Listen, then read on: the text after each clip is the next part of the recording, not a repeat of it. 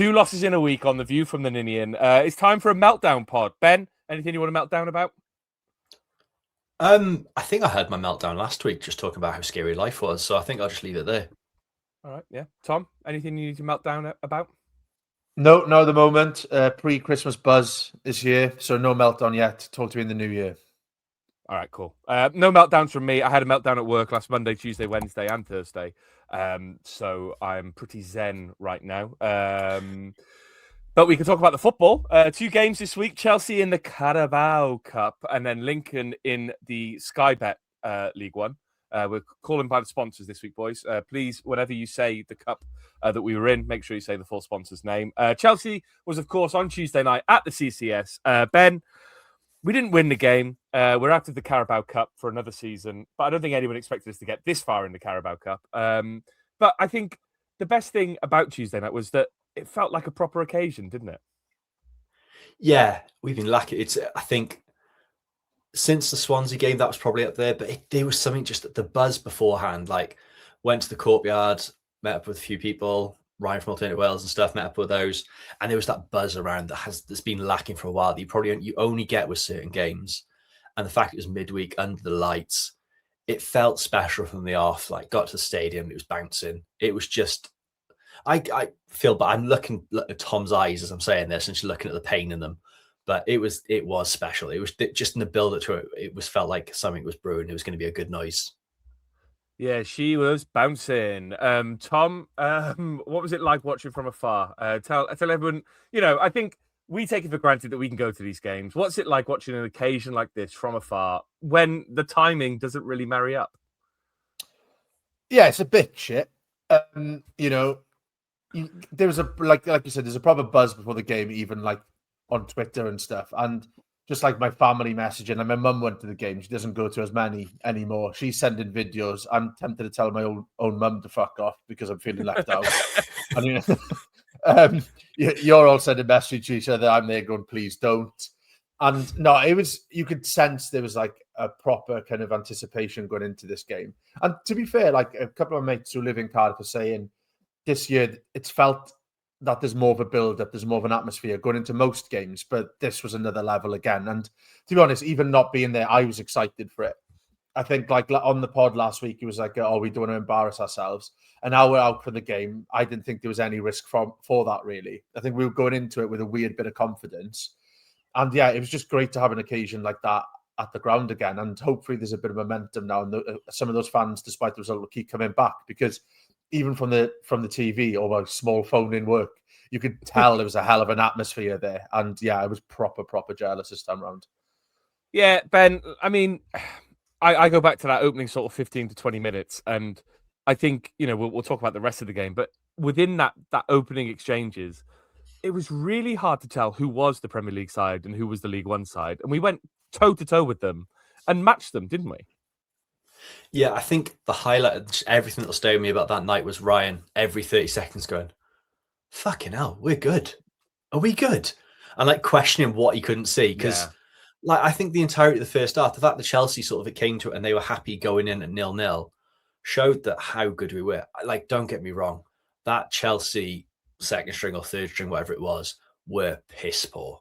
For the money they spent, they were dreadful. But we gave them a game and really proved our worth. Like, there was no way, if you didn't know anything about football, you'd look at it and say they were like, the gap between the teams in league-wise was as far as it was. I thought we were absolutely outstanding that first half to a man. Stuff like Bagan just throwing himself and that block he put in the first half was just summed it all up. The players, there was only one team going out to play for each other and play for that shit. And in the first half especially, it was all Cardiff doing that. Yeah, I think there was, especially in that first half, I noticed there were moments where the Chelsea players were kind of blocking free kicks, trying to spoil the game, kind of. And it was like, it's so interesting that a Chelsea team's come to Cardiff and they have to kind of resort to trying to do that just to kind of get out of that first half at 0-0. Tom, was it encouraging that we didn't really change the way we played? It could have been very easy for BBM to kind of settle his team in, low block, play kind of 2 banks of 4 and just try and hope for the best and take it to penalties. But we didn't do that, did we? We kind of just played our football. Yeah, it was really refreshing because I wasn't sure how we were going to play it. But I don't know. the cup has kind of brought the best out of us when we've played against these like kind of Premier League, Championship, second string teams. It's brought the best out of us because we've stuck to what we know. We haven't tried to change things up. And like against Chelsea, yeah, you could tell there's a lot of superstars on that pitch, but you could tell they hadn't played together. And we're a team who are well drilled in the way we play now. So why change it for them? Because we could, catch them. And we very nearly did. I thought we were fantastic. You could see that every person on that field knew what their role was against a team who didn't know what their role was. When you're not playing together at all, it is hard to press as a unit. It's hard to set up. Passes go astray. And we took full advantage of that first half, really. We were the much, much better team. And it wasn't like we edged it. Because I had the luxury of being on Twitter rather than being in the ground. Like, fans of other teams were absolutely fawning over us. Like, they were like, who are this Cardiff team? There was like Newcastle fans saying, I hope Chelsea go through. I don't want to face this team. Like, that's what was happening. We looked so good in that first half and so well drilled. And respect to BBM for sticking to what we know and sticking to that attacking style of football. Like, it caught us out a couple of times, but I'd rather that, right? Because we were in the game because we were playing that type of football and not just sitting back and inviting pressure. And yeah, it was really refreshing to see. And Ben, we went in at half time at 0-0, but it could have so easily been 1-0, even 2-0 to Cardiff with some of the chances we made. I think the two chances that stand out in my mind was when Isaac Davis tried to put a cross in, takes a deflection, the keeper just gets there. I was sat at the other end of the pitch in the Ninian stand, right on the corner, and it was so hard to see how close it was. But you watch it back afterwards, and that's inches away from going in. Then Isaac Davis also had another opportunity where he's cleaned through. And I think the one thing I would say is there was a bit of naivety around us. I think a bit more composure in that moment, Ben. And Isaac Davis could have put us 1-0 up. Instead, kind of hits the corner flag. Yeah, I was going to say, there's lack of composure and there's putting it out for a throw-in. But I thought it was... I think Isaac was unlucky to get a yellow card when he did as well. I think it's probably the only reason it was he ridiculous. Came off because he was the best attacking player on that pitch at that point. I thought he was absolutely superb, looked so up for it. And that yellow card you could see everything he did then, like especially when you start trying to win the ball back and doing the press. He was very afraid of like getting that second yellow and ruin our chances. And that's smart from him because it's still very easy, even on a yellow card, to sort of go flying in because your adrenaline's got to be running. You're playing in front of 33,000 people in that stadium. You don't get it that often. You're playing against the world champions. Your adrenaline's going to be high. It's very easy to get caught up in that. And it's maturity from him that he didn't, because it was a nothing bucket. It was the exact same thing with the referee in the other way, but he gave nothing. So, but you are right. It is just those little moments. That's probably why it told. And sort of you look and you're coming away from him saying, we probably didn't deserve to win it, but we gave ourselves a good account because it was those just little moments of, if we had done this a little bit better, if that one pass was a bit crisper, if we were just quick at getting it in there, we probably could have scored more than one goal, because the one time we really went for it with that bit of quality, we scored and it was absolute limbs, but we didn't quite do enough of that in the first half to make it count. Yeah, I'd forgotten about that booking for Isaac Davis. It came straight after a foul where we were fouled and the ref decided to play advantage, but it wasn't really like a clear-cut advantage. We were still 25 yards from goal and we had a shot and the referee didn't call it back. I don't want to make it about the referee, but it was very frustrating. Tom, it's one thing playing against the second string of Chelsea, isn't it? But it's another thing that at half-time they can go, right, we'll bring on Garnacho and Pedro Neto at this point, who are worth around £110 million between them. Probably worth more than our football club at this current moment in time. It's a shame, isn't it, that they had to do that? Yeah, it kind of spoiled the occasion a little bit, didn't it? A bit selfish. Leave us have our moment. No, but like, that is the difference between the two sides, isn't it? Like, you bring on that quality and suddenly you're like, okay, perhaps we did need to be one up going into half-time here while we were on top, because they've got players who can change the game. And we talk about Isaac Davis with a lack of composure. Those two players coming on, they're not overawed by anything, are they? When they're in those attacking positions, they're aiming for centimetres rather than the whole goal. I think that's the difference between that type of striker. They're going for that exact little placement in the corner.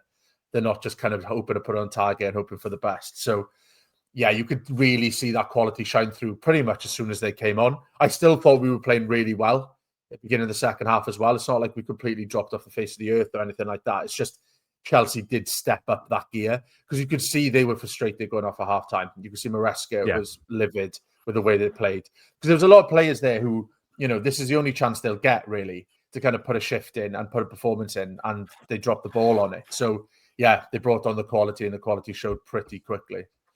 I heard their fans shifted through the gears as well in the stadium. Not running, just up their noses. Ben, obviously, I didn't realise this at the time, but they also brought on João Pedro at halftime. So it was Garnacho and Pedro came on at halftime, then Gusto and Pedro Neto came on a little bit later on. It's a compliment to us, really, isn't it? That at halftime, they brought on two of their biggest signings of the last couple of years, really, in terms of João Pedro and Garnacho. It just shows that we probably did worry them more than they were anticipating. Yeah, I think they massively underestimated, especially the players on the pitch. I think players like, was it Gittins? Absolutely woeful, just didn't look asked at all. And then you compare that with the attitude, even someone like Ashford, it was just pure tenacity and just pure work rate the whole time he was on the pitch. It was worlds apart as far as attitude goes, and that's what was the encouraging bit. And it was a massive sort of, it was just nothing but respect, I think, from Maresca to make those changes, because he knew they were in trouble there, because it does take the piss. I'm just looking at it now, the players they bought on. It's ridiculous, isn't it, really? Ridiculous, isn't it? And I mean, they've bought a lot of players. They've spent, what, over £1 billion in the last 3 years or so. But like yeah, it pays off when it's against a League One side. You've got to do that. They're doing something right, aren't they? Yeah, I mean, João Pedro, 55 million. Garnacho is around 50 million. Pedro Neto is around 50 million. They brought Trevor Chalobah on as well, who's probably one of their most, the most prized possessions in terms of a youth player. Let's talk about their first goal, Tom. I think I don't want to be too hard on Dylan Lawler because I think he's been magnificent this season. But it's a shame, isn't it, that the goal came from such a silly error by him. Yeah, it's unfortunate, right? Because we were trying to play that way, and there's plenty of passes that had gone well up until that point. So I get why he's gone for it, but it was really frustrating, and it actually more than frustrating, it was deflating. Yeah. I think we played so well to that point for it to be that undoes us, and I just felt sorry for him because it's a big game. He played really well, a lot of eyes on him as well, and it's just a poor pass, right? And that's the difference between playing Chelsea and playing someone in League One, is when you do give them those moments, they take advantage. And that's exactly what they did. But yeah, I was gutted from him. And like long term, he learned from that, just to be a bit cliche about it. But he will. Do you know what I mean? Because like, I don't know.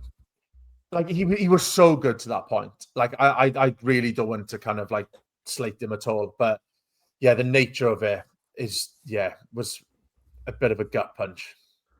But the way we play, like that's going to happen from time to time. It doesn't matter what game it happens in. Exactly. He was just unlucky. He was punished. And what really stood out and just showed even more maturity from him was it's very easy after doing that on that moment. Like you're playing live on Sky. It's a big game. It's a quarterfinal of a major competition. It's very easy then to sort of go into your shell and go hiding and not go looking for the ball and sort of let that really affect your performance. There was none of that from him. He was, as soon as it happened, it was head in hand, sort of, cock this up. And then 2 minutes later, he's looking for the ball again. He's playing those same passes and he learned from it. And that's so impressive. And he's very mature. Oh, it's unbelievable for a lad that's 19 years old just to be able to do this and play as he is.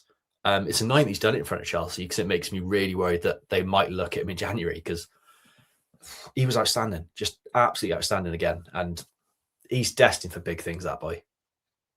Yeah, I think, in a weird way, I'm hoping that mistake puts a few people off for January, but I don't think it will because I think his overall performance has been fantastic.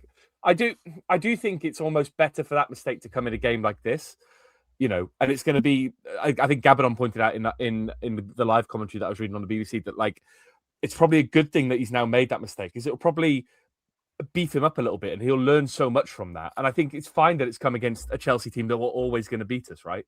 As much as it's annoying, it doesn't matter so much as if it's like a April or May playoff pushing game. So I'm not that bothered about it really, but I am bothered about Di Turnbull's equaliser, Tom.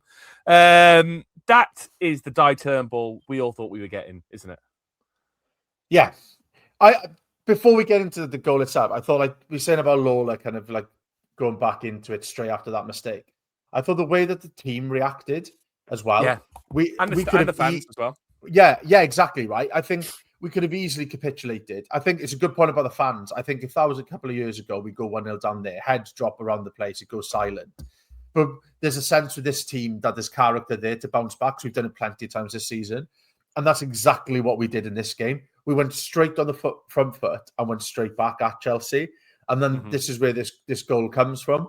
And yeah, it's a great header, isn't it? Like, it's a really, really good finish. And I think the funniest video is the one from like behind the bench where you can see like BBM, where he's almost like, is that him who's got a header? Like, you can see there's a shock there to it because they don't expect it from him. But it's a well-worked goal and it's a hell of a finish. And it got us right back into that game. At that point, I'm thinking, right, we're the team who could go on and win this. Yeah, Ben, I think the goal was made obviously by NG. He kind of cuts back inside and he whips in. It's one of the most difficult crosses to deal with, isn't it? Because the defenders are on the edge of the box. It's an in-swinger that goes kind of through the back of them. And Turnbull's run, I don't think I appreciated it at the time. I saw him make the run, but the timing on it, when you watch it back, is perfection, isn't it? He kind of catches them at the point where the defenders have just slowed down enough that even Di Turnbull can get past them and stay onside. Yeah, it was, I think, the left-footed pass as well from NG. Didn't see him having that in his locker. No. But I think, you say about Turnbull's run, that's what made me have to double take for a couple of seconds, see if it was him. You're like, oh, it was. I think we can, and you've already done it, is give him his crown of Die back. I think he's earned it after that performance. Because he was good. He was good. There were still a few too many siders and backwards passes. He nutmegged a man. He nutmegged a man. Yeah. He nutmegged two men, I think. Looked up for it, and like you can see, you could tell there was times where he's played at a much higher level in League One. Like he looked like they said, like the player you're expecting. But yeah, for him to be able to do that run, that's like a striker's instinct sort of thing. Yeah. It's not an easy sort of thing to do, and the finish is just unreal. And the limbs that came from it afterwards as well were just top tier in the Canton. Yeah, I mean, the goal came at 75 minutes. I think at that point you think, God, we could. At that point, it's stay tight. We're at least taking into penalties because it would have gone straight to penalties on the night. At the other side of it, you're going, we could sneak another goal because the goal kind of came out of nowhere. At that point, Chelsea was starting to turn the screw. It felt like we were going to see it out, but it'd be a 1-0 loss and it would be gallant and all that kind of stuff. But at that point, you think, God, we could go and do this. But again, Ben, sorry, because I asked you last one, Tom. Again, Ben, Chelsea just showed their quality, didn't they? And it was just, I think the second goal is probably a little more frustrating than the first goal for me, because I think the first goal is a cut and dried error. Obviously, Lawler's given the ball away. It is what it is. The second goal, it just felt like we stood off them a little bit. And I get it. They're fucking good footballers. And I understand that we're probably trying to protect ourselves. But it just felt like we weren't quick to them when we could have been a bit quicker to them. We didn't close them down when we could have closed them down. I just gave them a bit too much space to knock it around on the edge of the box. Yeah, I think it's just in that position where, and their players are so silky and so quick, as if you go to them and they get around you, you're screwed. It was just played in that sort of awkward place where you can see why they haven't gone to him, but you'd like to go to them. But then in another world, they go to him. It creates that much more space in behind that you're in a bit of trouble then as well. Yeah. So it's understandable. There's not a bit of that game where I'm going to slate, and I don't think anyone has. It's like, I think this whole weekend, this whole week, even after the Lincoln game, the mood's been really, really positive, and sort of you can see this very level-headed from a fan base that's very, very good at losing their head. There's a bloke behind me having a head loss when Chelsea went 2-1 up, but I don't know what he was expecting. But for the most part, everyone's response was very rational. You could see how that goal was conceded, but Pedro Neto is just an unbelievable footballer. So it's not exactly a shock that he's managed to do that with just that little bit of space, and that shows the levels, doesn't it? No, and Tom, is it ever so slightly annoying as well that it did take a bit of a deflection? Because I've tried to work this out in my head as I've watched it dozens of times. Is it going in if it doesn't take the deflection? Is Trott going to get there if it doesn't take a deflection? Because the deflection it seems so innocuous, but it kind of spins the ball out a little bit, doesn't it? I don't know if I'm overthinking it, Tom. Are you?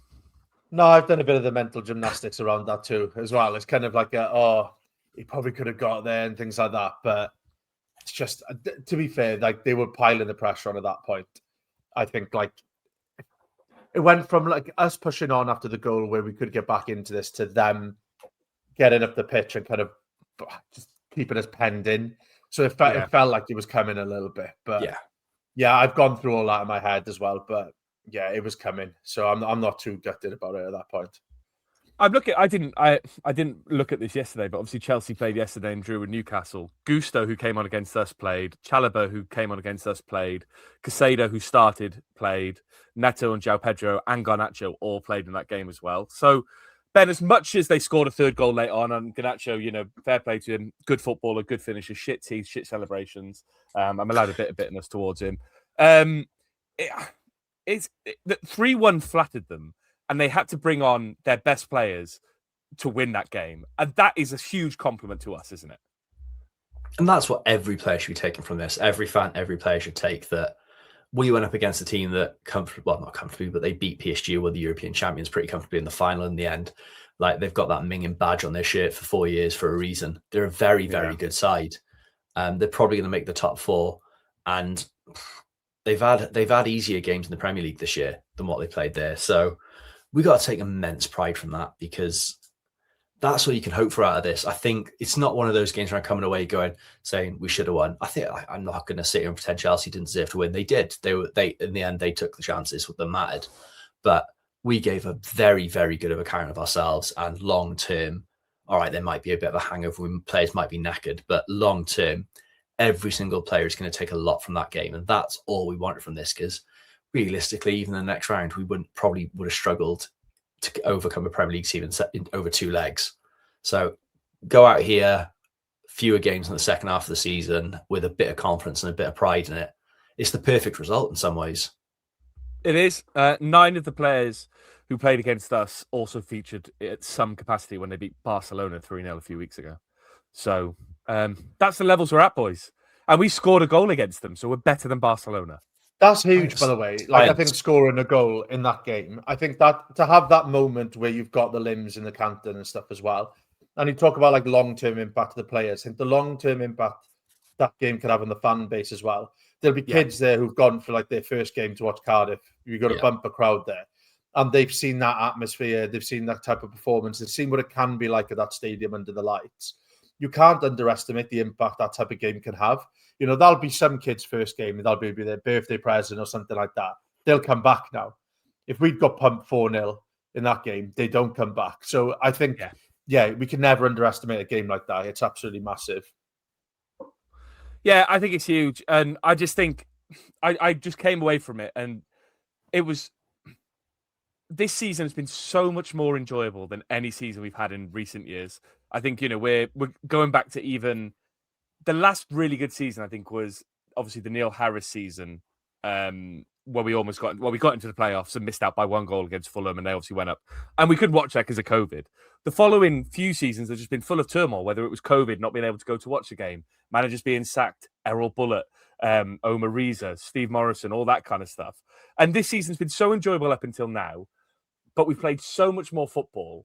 And yet we came away from that game with that result. And it was just such a performance that gave so much pride. And I think that's the really good thing from that. And I don't think, it felt like an achievement, even though we'd lost. And I think that's the boost we needed to go into this kind of second half of the season, or the season already feels like a very long season anyway. Second half of the league season, and give us the kick to go on to our promotion charge, as it were. But Ben, obviously, after the Lord Mayor's Parade comes a bit of a fall. Lincoln on a Saturday just before Christmas in incredibly foggy conditions, and it delivered a 2-1 loss to us.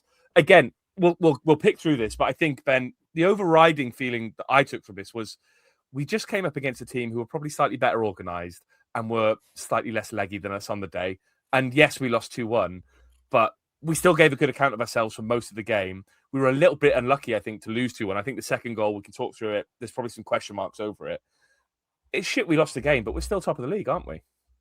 Yeah, and the results around us, I think if you're going to lose a game, the way the results fell, everything about it sort of worked in our favours. No one really gained too much ground. It's not like we're still 4 points clear of, I think it's 4 points clear of second, aren't we now? Still? Yeah. I think it's still looking pretty or 4 rosy points there. Third. Third, sorry. Yeah, so it's all like it could have been a lot worse. I think, like you said, it is just a case of we've played. There was a stat, or was it on the highlights? We played 30 games so far this season, which And is that's more seven than any more. team. It's 7 or 6 more than we played at this time last season. And it's more than any team in England in like the English foot, like EFL have played. So it's a small squad. It's a young squad. And I think that told at the end of the day on Saturday, it was just a bunch of knackered players who, up until probably 65, 70 minutes, played very, very well. Yeah, and Tom, the tone for the day was almost set by Nathan Trott being out, wasn't it? A bit of a surprise. It turns out he's injured his hand in the Chelsea game, missed training on Friday for whatever reason, so hopefully it's not too long term. But at that point, you do start to worry, don't you, that your keeper, who's been superb for most of the season, is out for the game. Yeah, it does represent the toll it's taken on the squad, isn't it? When even your keeper's battered and bruised from the amount of football they've played, your squad's on to a bit of a hiding. But that is so much football. That's a lot. Like, I'm knackered the amount of football I've watched. And I dread to think the amount of pints I've been drunk by a lot of the fans who go on every single away day as well. They must be absolutely dying at this stage of the season. But yeah, like you said, I think we came up against a team who were better organised. We're probably on par with them, but the leggy side of it, definitely. I think you can't, even if we've been chopping and changing, and it makes so much sense that BBM has been chopping and changing this season now, because I don't think I fully comprehended the amount of football we played. I knew we'd played a lot of football, but to play that amount more than we had last season is bonkers, really, when you've got a smaller squad than you normally do in the Championship. But yeah, we did look tired, and we looked leggy, but we also looked mentally tired. Like, we were a little bit out of ideas, a little bit out of creative spark in that game. And, like you said, if we're going to lose a game, I don't mind it being that one. When we've won 5-6 on the bounce, I think we all would have taken that. We were fifth not long back, and now we're at the top of the league with a bit of a breathing room. So yeah, it's not too bad. I'm looking at the stats on the old transfer market again for minutes played this season. I think we could have played a total of 2,007 minutes. That's the equivalent of 30 games. I think when you look at last season, Callum Robinson managed about 2,000 minutes last season. So we're already 2,007 minutes. That's the kind of level we're dealing with. Joel Bagan, 2,223 minutes out of that 2,700. He's been in 27 squads and he's played 27 games for us, or he started those 27 games. Obviously, people like Nathan Trott, been in the squad 24 times, played 23. Obviously, this doesn't include Virtue. Callum Chamber, Will Fish, he's played 25 of sort of those 28 games he's been in the squad for. There's a player down there with 25 out of 25. Turnbull, he's been in the squad 25 times. He's played a part in those 25 games. Same as Ruben Cole to a point. 20 games he's been in the squad. 20 times he's played while he's been in those squads. Ben, we have a small squad. I think League One only dictates that you can have 22 outfield players registered as your squad. Obviously, your goalkeepers are separate from that. But we seem to have a smaller squad than that. When you look at the Chelsea game, you had to have people like Mafiko on the bench. You had Tanky on the bench, who's sort of 15. We do have a small squad, don't we? And I think to that point, we were just so leggy against Lincoln that it wasn't really a surprise, was it? Yeah, and that's fine. Look, it's all about the recovery now and sort of getting through this Christmas period. I still think we're in a really, really good position. And that's the one thing I keep coming back to, is just looking at that table and going, yeah, I think it should be all right, barring any disasters. I think I'm not too panicked right now. It's one loss, and a loss that we played well in. I know we're going to come to it, but you score a goal like that and you lose a game, it's not the end of the world. I think just everything sort of worked out all right. It's just, it was going to happen at some point, and it is all about being sort of the bigger picture thing with it and not being too sort of head loss.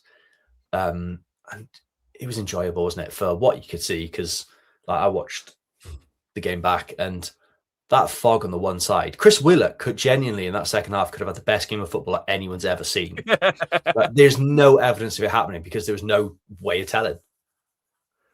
It was difficult conditions and a difficult place to go because Lincoln up, they're no mugs. I think the one thing I want to say is, before we talk about and pick through the bones, is that Lincoln stood up to the test against us. I think it's the first side I've seen this season that I've thought, okay, they're on the same level as us, or they are as good as us, or they could match us, and they did match us, and they did beat us. I think we've seen teams like Stevenage, and you question and go, how are these guys third? Lincoln, you can really see why they're second. You can really see why they're giving it a go this season. So they deserve a lot of praise. I think they really outfought us in the second half, and I think they changed the game and the momentum with that second goal and just saw the game out perfectly. But it was a pretty even I think it was first good half. management. They changed. It was their very shape, good management. Yeah, and we just didn't have an answer for that with players that were fit, and that's all it was. Was just that one little change, that little adjustment, and they went on to deservedly win the game. There's no sour grapes. There's no like sour grapes or anything. They got what they deserved and fully earned it.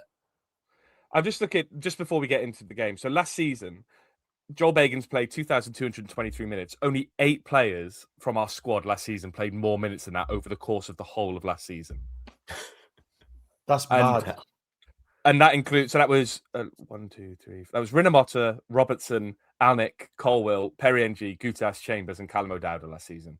And the distance between, so Periengi's on 2,956. Callum O'Dowda played the most minutes. So Periengi in fourth is on that. Callum O'Dowda played 3,610 minutes last season. Like Bagan's only 1,400 minutes off the top, and we're only 22 games into the league season. So that shows how much more. How many of those players are still at the club as well? Well, exactly. Only Alex Robertson and Periengi from that top list. Tom, that first half, it was quite even. The first half, I think. There was not much between the team. Turner had a few comfortable saves to make. We didn't really trouble their goalkeeper too much. There was a big chance we'll talk about. It felt like two teams knowing that they couldn't really afford to lose this game. Yeah, it did feel cagey. I think like it's one of the cagey games that we have had this season. It felt like we were playing within ourselves a little bit, which is fine. But like I was pretty happy with how the first half went, to be honest, because you know their home record this season, Lincoln, is bonkers. Really, they've got such a good home record. Like we can't be going there and thinking, oh, we're going to turn these over, because we're probably the best side in the league, but we're not the best side in the league by a country mile. Like we're not battering teams. So I thought like it was a tidy first half performance, nothing more than that. But yeah, we were in the game. They weren't dominating us. We weren't dominating them. And I think that's as much as you can say about it, really. Like you said, there's two teams almost like feeling each other out rather than kind of going for the cutthroat. Yeah, I didn't realise that if you just do the table on home performances, Lincoln are top by 2 points. They've only lost once at home all season. Scored 20, conceded 10. So they're no mugs at home. We had a lot of the ball bend, didn't trouble their keeper, but our best chance did come from Use up front, who I don't think Use had his best game, but I think against Sonny Bradley, you're always going to struggle because the guy knows how to deal with a big centre forward. Sorry. How didn't he score that chance? I've tried to watch it back and try and work out what kind of happened. It was a good move. The ball went back and forth. I think Salek did really well to get the header back across. Ashford lays it on a plate. Kellyman has that shot that deflects in. Should Salek have scored, or is it really good defending? Because I'm splitting the hairs on this one. Still can't work out if it was. Like, I watched it back countless times, seen the replay loads. I couldn't tell you whether he should have scored or whether it's a world-class block. It is just one of those. It didn't go in by magic. I'm pretty sure that fog had something to do with it. Keir Starmer's weather machine was turned on, and it cost us 3 points. So I'm going to go with that. Yeah, Tom. I thought it was good. I thought it was good defending. To be honest with you, I think you can see why they've got such a good home record from the way they defended in this game. And I don't think there's a huge amount more Salah can do. He gets in the right position, he prods a foot at it. I think it's just really good defending, to be honest with you. And I'm not going to be too critical on it. But yeah, I thought Lincoln was solid. Yeah, they were very solid, and I think they restricted us in that first half to not many chances. I thinking about it back, I must admit, I watched the game. I haven't really watched the highlights. I don't really remember their keeper having to make many saves. Obviously, he was troubled in that moment. We had a few chances in the second half that kind of went wide. We obviously scored goals and all that kind of stuff. But it felt like Turner had more to do than their keeper did, Tom. And I think, we can look at their goal. And again, the goal that they scored is a little bit lucky, isn't it? We're a little bit unfortunate there. It's a good move by Lincoln to get the ball forward. But it felt like, for all the world, our defence was there. They were closing him out. And Robertson does the right thing. He gets the blocking to get it from going through to their attacker, but he just completely wrong foots Turner, doesn't he? Yeah, we're really unlucky in that moment. I feel like we've had a few of those this year, where like there's certain games where it feels like we've defended well, and then I don't know, something's come a cropper. Like we've either made a little bit of a mistake or we've been a little bit unlucky. I don't feel like we've been cut apart many times this season. We've given defenders like a lot of space with like a single pass at times and things like that, but we don't get cut apart very often. And it's just one of those goals again in what is a tight away game. You kind of need those things to kind of go your way, and it just didn't. And I did feel sorry for Robertson in that moment because, yeah, again, he hasn't done a lot wrong there. And I feel sorry for Turner because, yeah, exactly right. I feel sorry for Turner because he's come in for Trott. This is his moment to kind of put a performance in, and there's nothing much you can really do in that situation. It's just one of those goals that just really unlucky for our outfield player and for our keeper. Yeah, you know, Ben, if we're being kind to Robertson, we could say it's a lovely finish. Took it well. First time. He needs to get goals in his game. I mean, the next bit of progress is in the right net. I think it's all about little steps, isn't it? It's little bits of development, sort of bring a player on. Right, score past our keeper. Next time against this. It's good coaching again. I think BBM's absolutely nailed it. Yeah, I did feel really sorry for him, and I think it was telling that a lot of players went out of their way to kind of comfort him afterwards. You can see Turner came out.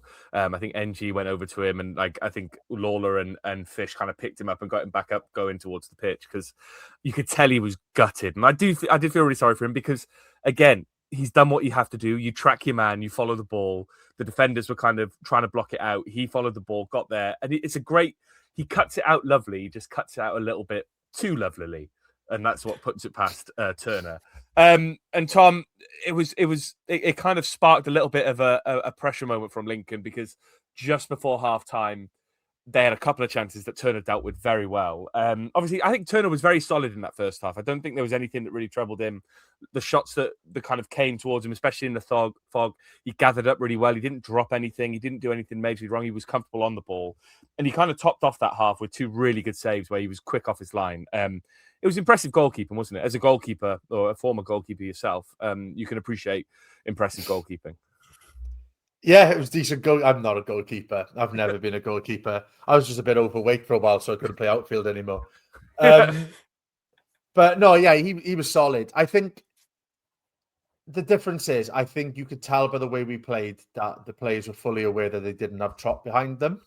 Yeah. I think like it is another level when Nathan Trott's on the field, like with his distribution, his control, and you could tell there's just a comfort there. Like we've said it in seasons past where you could tell where defenders aren't comfortable with the keeper they've got behind them. And I'm not saying they weren't comfortable with Turner there. I thought Turner was decent, but there's levels. They weren't as comfortable. Not as comfortable. And like you haven't got the same outlet there as Nathan Trott. And I hope he isn't out for too long because it does kind of dictate the way we play a little bit. And like Turner is a fantastic keeper. When he's come in, he's been more than dependable. And he had moments in this game as well. But yeah, I think a game like this, you realise even outside of the shot stopping, that Nathan Trott is a huge, huge loss for us if he's not there for the next few games. Yeah, I hope I didn't see anything from BBM that said it was a long-term injury, so I'm hoping that it's just a bit of a rest and recuperation, and we can get him back for the Boxing Day game.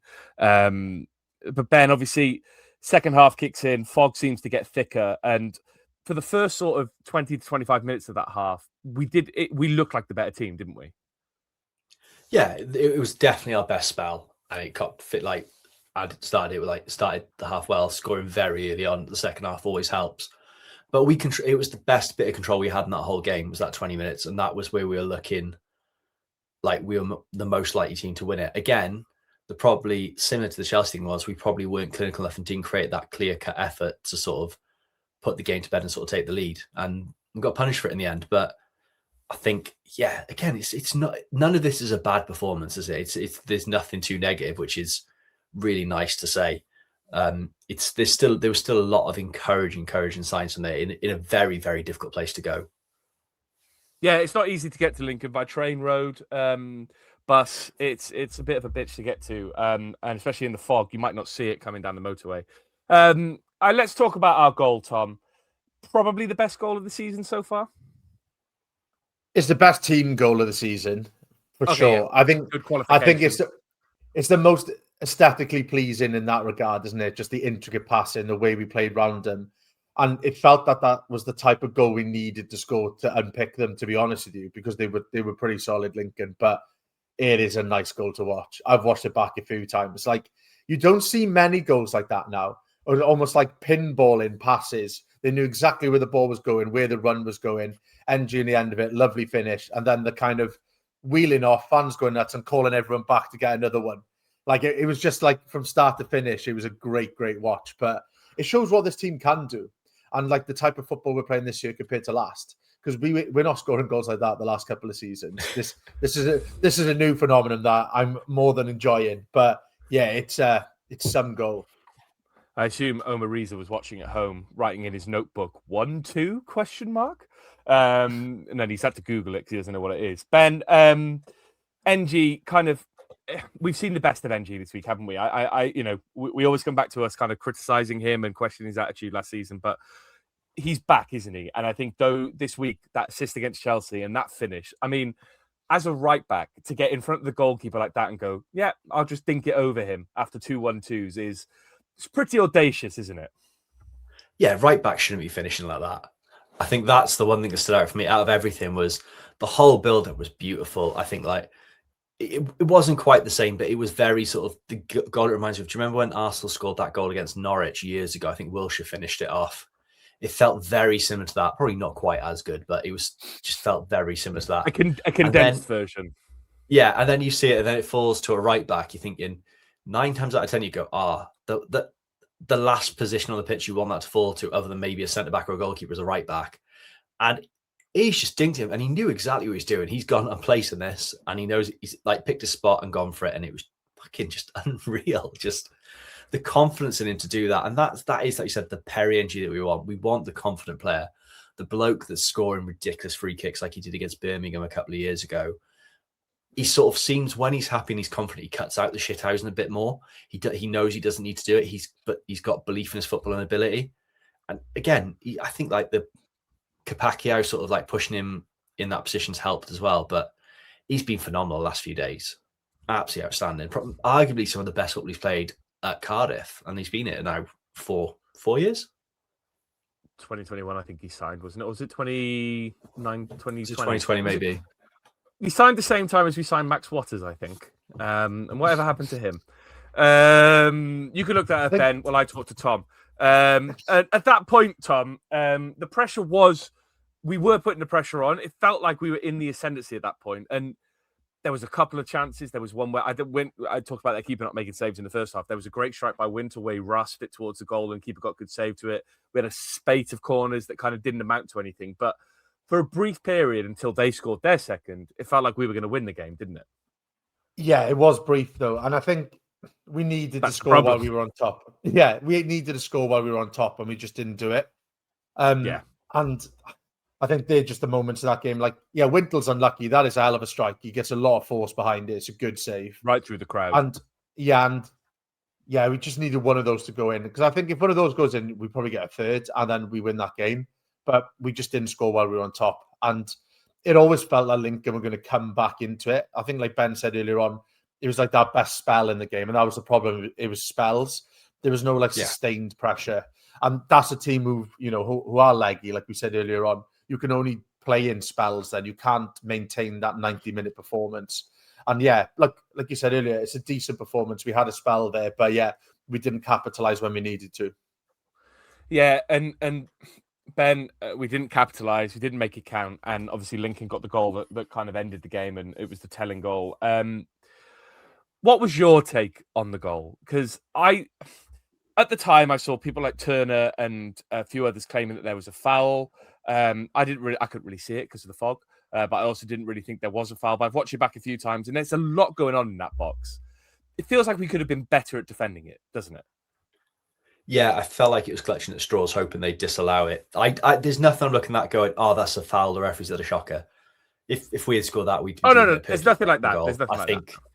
Yeah, I think it is just a case of the player sort of trying to influence the referee to maybe make a decision if he's not too sure about something. But there was nothing in it. It was just poor setup and poor defender, wasn't it?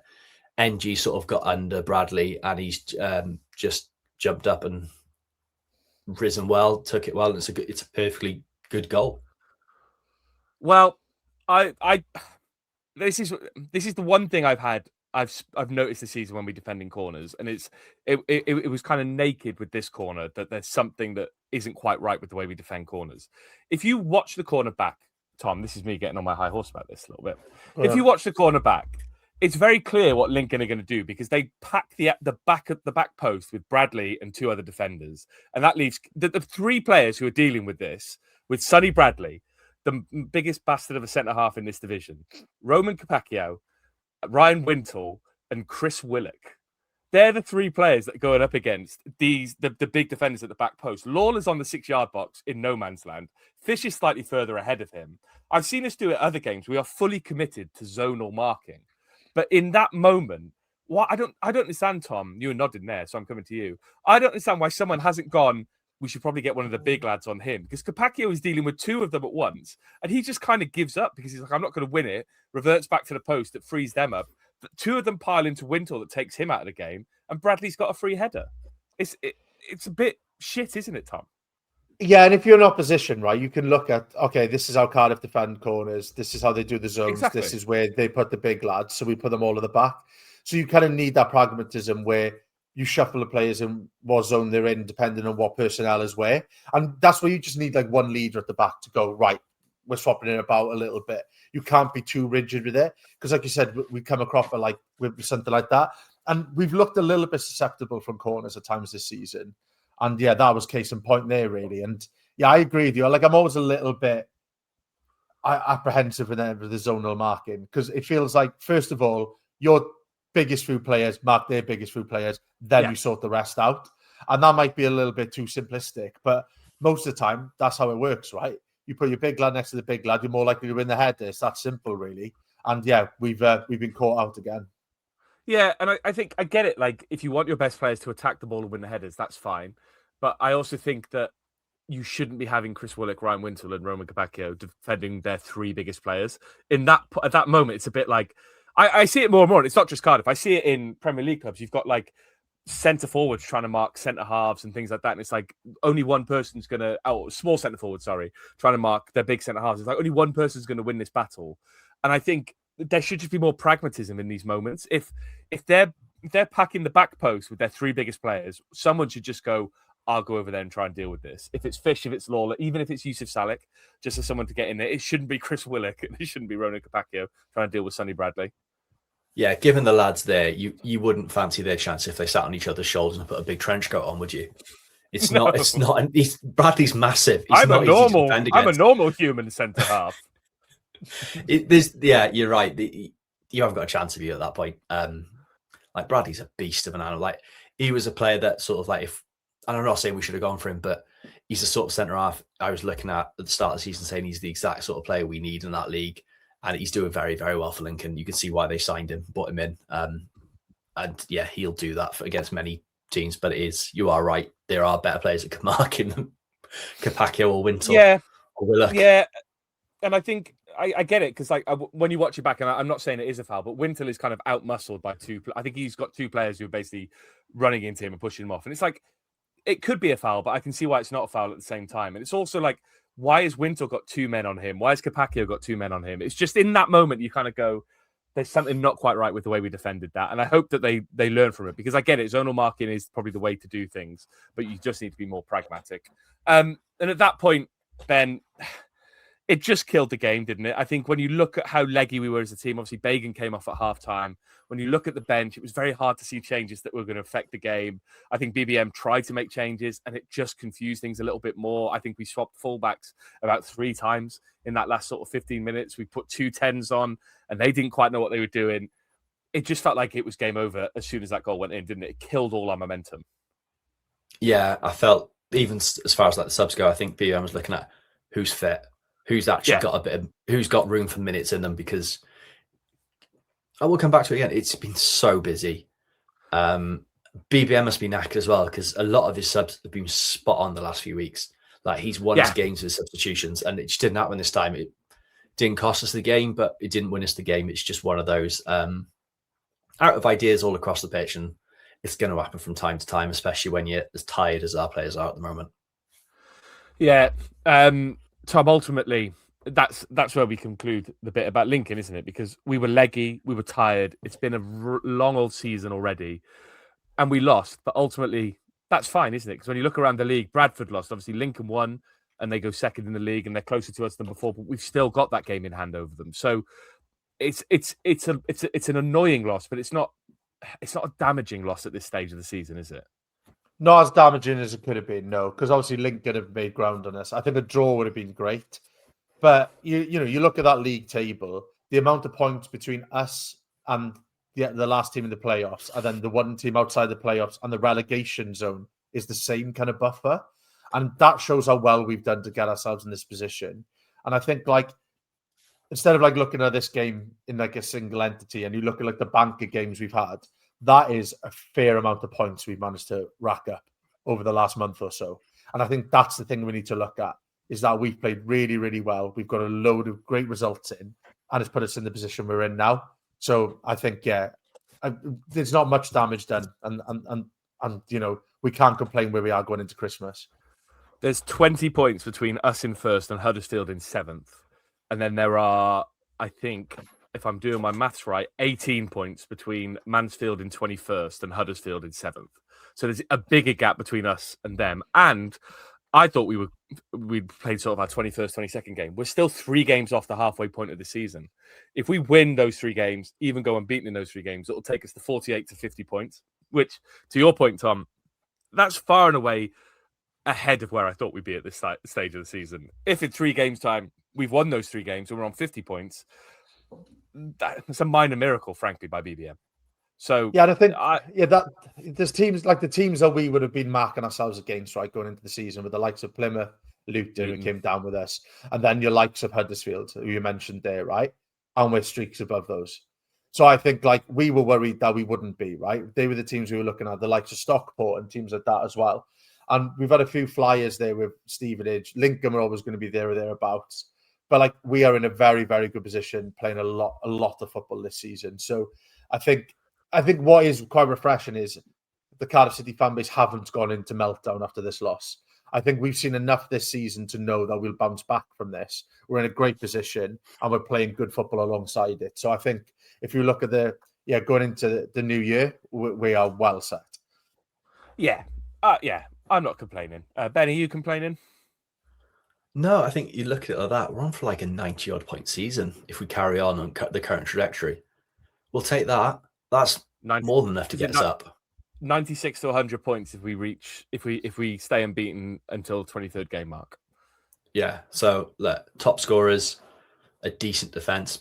That's probably the one area we probably need to work on now. Is I think we're scoring enough. It is. We've got to tighten back up at the back. Like at the start of the season, we were quite secure, but we weren't creating enough. We've sort of gone the other way. But for coming up to the halfway point, look, I'm more than happy with where we are, considering I thought playoffs would be a very, very nice season for us. Yeah, I think that's completely fair enough. I just one query, Ben, I would say there, and something maybe you can look up quickly. Tom said we all thought Lincoln would be there or thereabouts at the end of the season. Fire up those predictions. Let's see if anyone thought they'd be there or thereabouts. As soon as I said that, I went, did I think that? That sounds like bollocks, actually. Because I don't think I thought that, but I can't remember what I put in our predictions. So we'll go to Twitter. Ben, I think I put Lincoln in the playoffs, but I could be wrong here. Well, I'll get started on reading out these tweets while you take a little look, and we can show Tom up live on the pod. No worries. Twitter.com/VFD Ninian. Our predictions are there somewhere. James C. Roberts, one of those days. Results went our way, which is good. Think it's just important we look forward to the next 2 at home and take maximum points. Ollie Tanner coming back will feel like a new signing. On Chelsea, how mad is it that Dai T scored? Would have been last on my bingo card. Matt Bluebird 27. Tired legs and minds caught up with us today after a full-on schedule, although at times we look fantastic. Not upset as when we get some rest this week and we will bounce back. Still points clear and 2 home games up next week. Great effort, lads. Thanks for a fantastic pod. Merry Christmas. Ben, have you found the predictions? I have, yeah. I was going to say it to you done with the Twitter stuff. So, and the midweek point of the season, probably in the new year, I will do the halfway point scores. Good. Ben James, Lincoln, predicted 15th. Yeah, knew it. I knew they'd be 12th or below. Yeah.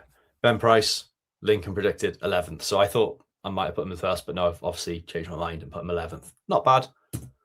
Tom Phillips, Mister. I'm predicting them to go in the playoffs.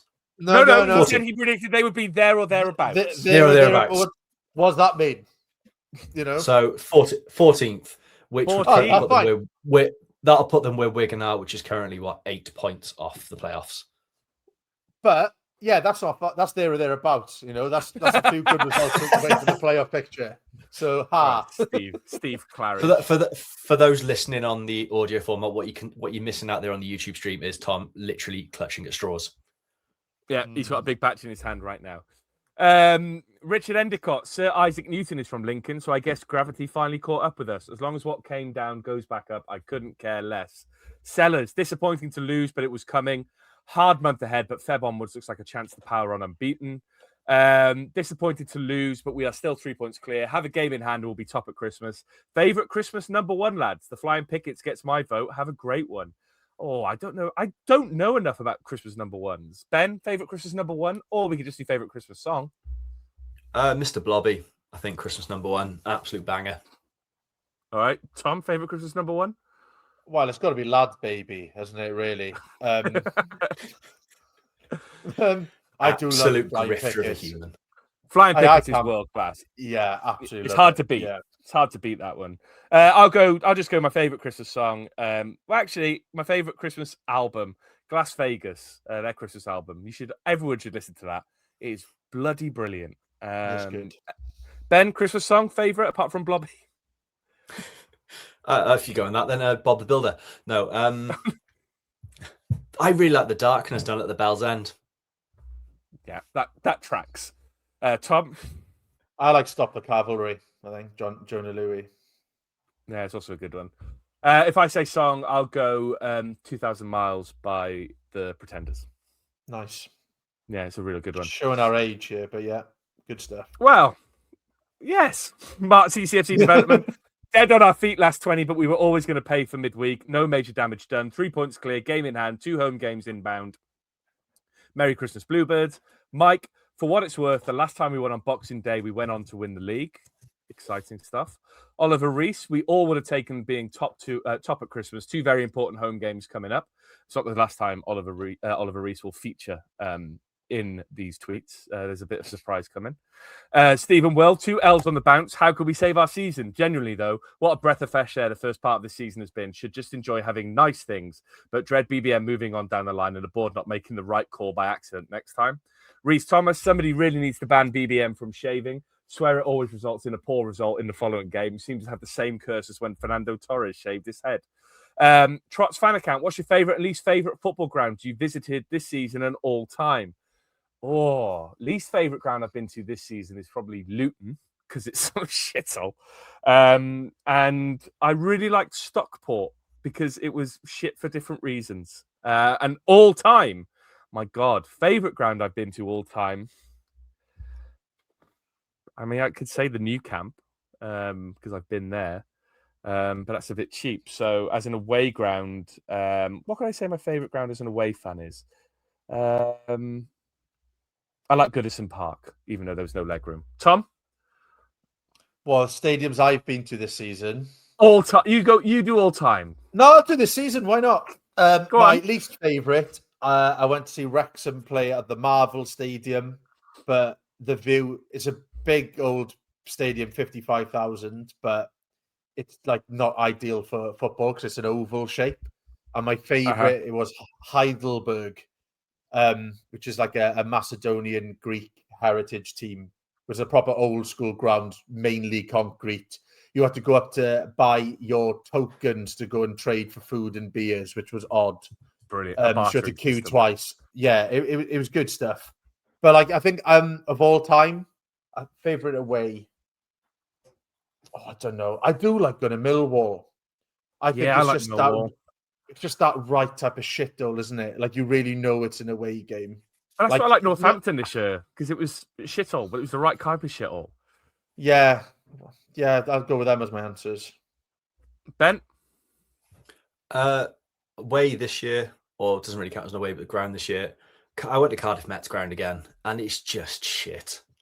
I know it's Welsh Prem, but There's lots of fun places. There's some really fun places to go in the Welsh Prem. Like, and over Christmas, if you get a chance, go to a game because they're great. The standard's really, really good, but just don't go to Cardiff Met.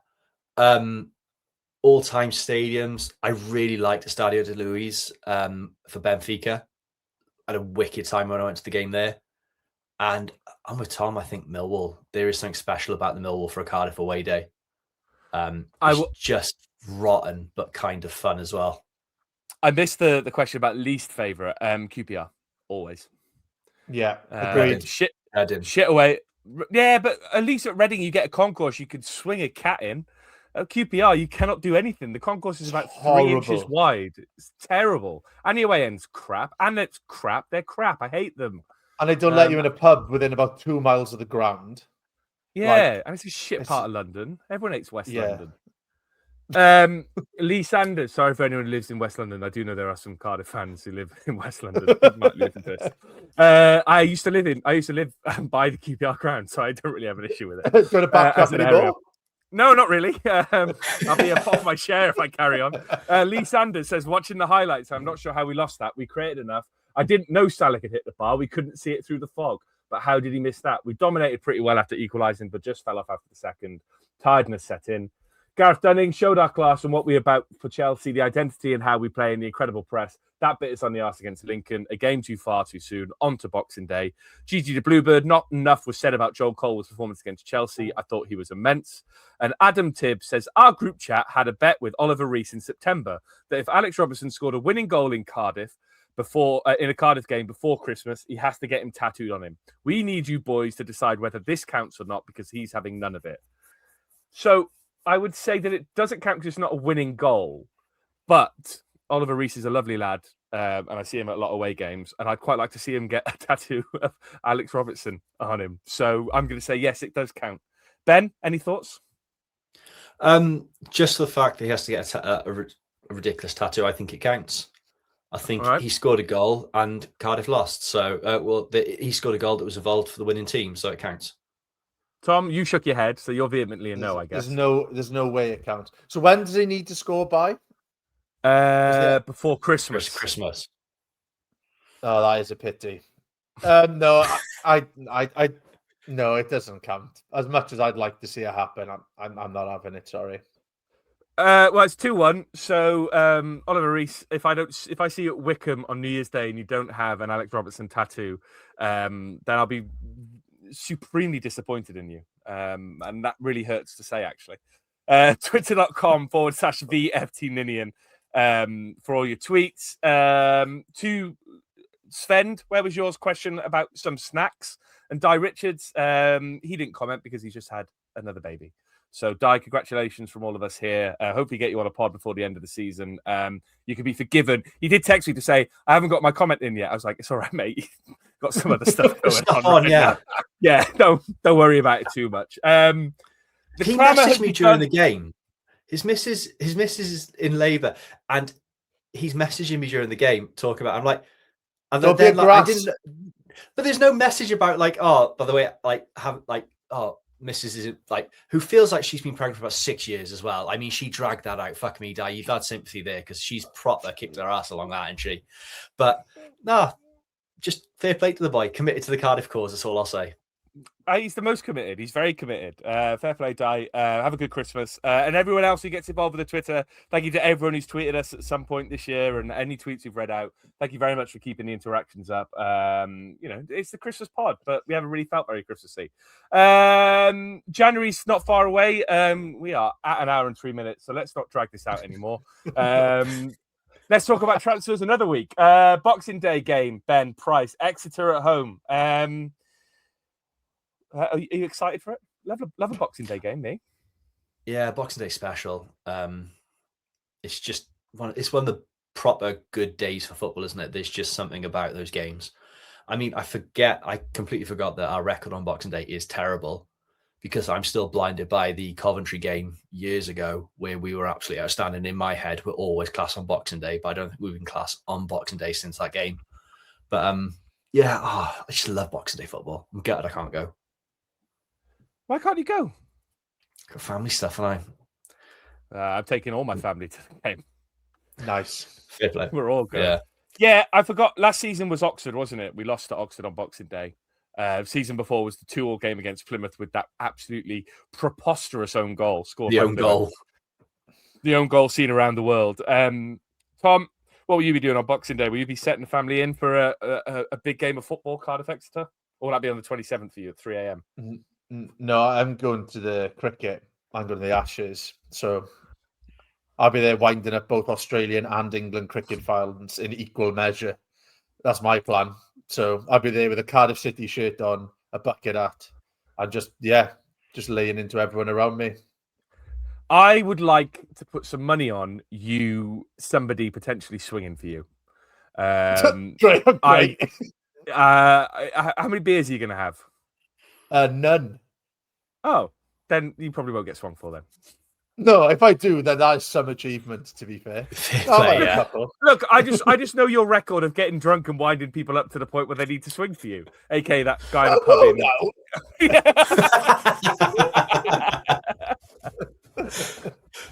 Am I wrong or am I wrong? The panic in his voice there, just something coming up there. He was like, I don't want this coming out.